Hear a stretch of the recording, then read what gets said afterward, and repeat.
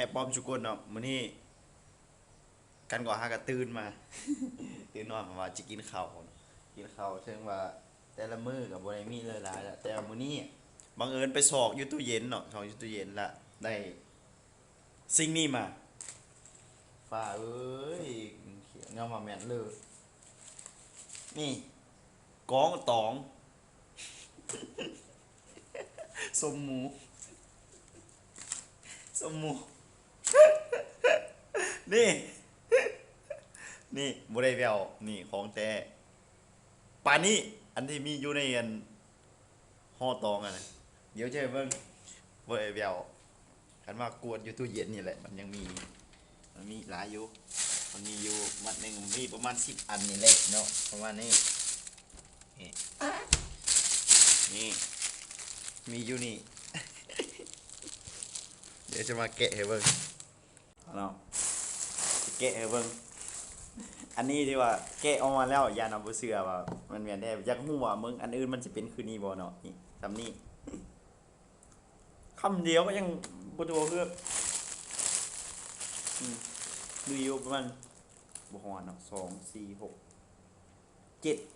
7ห่อเบิ่งเด้ออันใดใหญ่สุดอันใดเยอะสุดเอาลงเอาเวียงเอาใจแล้วบัดนี้นี่อันเด้อเติบสุดความคิดน่าจะซ้ำกันมาจะลงมานี่มันน่าจะตึงๆก็ได้แกะเบิ่งสดๆมันมีเลยอยู่นี่ อยากหูหานขายเนาะแกะเบิ่ง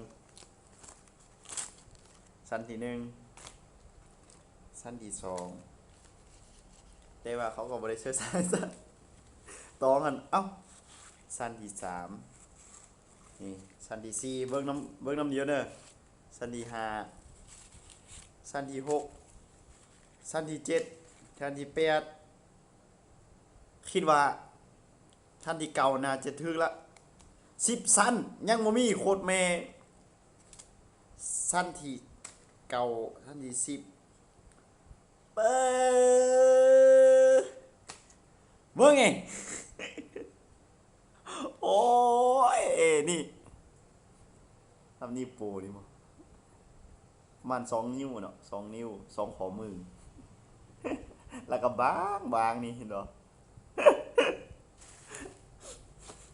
แล้วมาเบิ่งตองนี่ตองเนี่ยกองเวกตองมาแต่ว่าส้มโอ้กินที่เลยจักหมดเนาะ